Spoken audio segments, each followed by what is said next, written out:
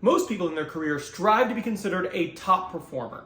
But one of the things that can happen when you're a top performer is you are given more work. And sometimes you're given more work without an actual title increase or a pay increase. In today's video, we're going to talk about what you need to do if that happens. Let's go.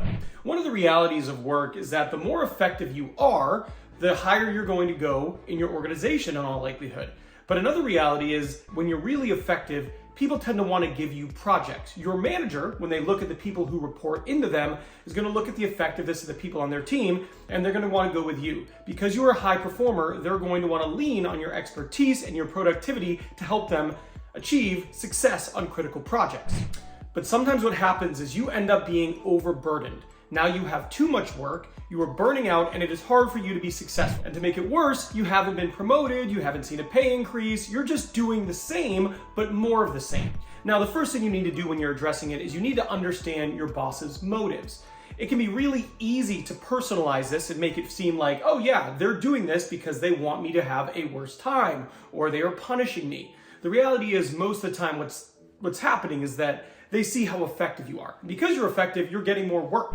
In the vast majority of instances, it is not a punishment, rather it's a vote of confidence. However, if you do feel like your boss is legitimately punishing you by giving you more work and it is not necessarily performance related, then it might be time to have a discussion or look for another place to be employed. Now, when this happens, realistically, you have two options. The first option is you can take on the extra work.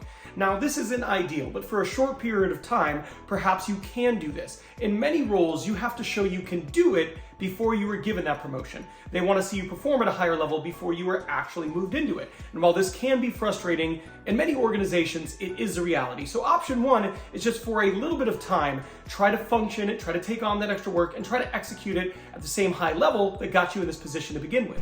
Now, the second option you have here is to say no. Now, this one might not be as easy to do. You don't just want to say no to your boss. Ben, can you do this? No. But I'm going to give you a few different ways you can say no in a way that doesn't sound like you're saying no, but helps you escape the situation. Now, the first way you can do this is say, yes, I can absolutely help with that, but given my current priorities, I'll probably need to start that in the next week or two. If that's okay with you, I'd be happy to take this on. And what you might need to do here is show them the current priorities you have. They might go, oh, well, why can't you start it immediately? And you might need to be ready to have a detailed response of, well, here's what's taking up my time this week. I have this project, this deadline, this deadline. These are priorities and they have to be completed, but as soon as I'm done with these, I can move to that. Sometimes it's just a matter of your boss not knowing what's on your plate. It can be really easy to just assume your boss knows what you're doing and all your contemporaries are doing. But as a people manager, I can tell you often that is not the case. Sometimes we are a bit insulated to the day-to-day activity of the people who report into us, so we don't know what is on their plate. So first, by doing it this way, saying, yes, I can get to it, I just need to finish these things first, you're accomplishing a few goals. You're letting them know that you can do it just in the future, but you're also informing them about just how much you have going on. Now, the second way to address it is another really good way, and basically what you're gonna do is you're gonna say to them, absolutely, I can do that. Here are the things that I'm currently working on. In order to prioritize your things, which of these things would you like me to move into next week or the week after? And it's very similar, right? It's almost like the first thing, but instead what you're doing is saying, yes, I can prioritize this. What do you want me to move? And by doing this, they're going to realize, oh, well, Ben actually does have a ton on his plate. Maybe I should give this to somebody else or rebalance his workload. Now, I want to make a note here. One of the things that's really important about saying no in these two polite ways is that you're able to show them the work you have been doing. If you say, I don't have time for this, but you don't have a track record of accomplishments and things you've been able to achieve, it might make it look like you're trying to avoid work. So that's why it's really important to document your accomplishments, your projects you've completed, the different things you've done, so that they go, well, Ben, it seems like you should have time for this. You're able to easily go back and show them, well, actually, here are some of the things that I've been doing. Here's what I've been doing with my time. I've been quite successful and quite busy. Now, one of the things that you need to make sure you're doing is you're communicating to your manager just all the things that you are actually doing. One of the reasons people get into this position, besides being highly effective, is that their manager isn't aware of the breadth of the things they are doing for them.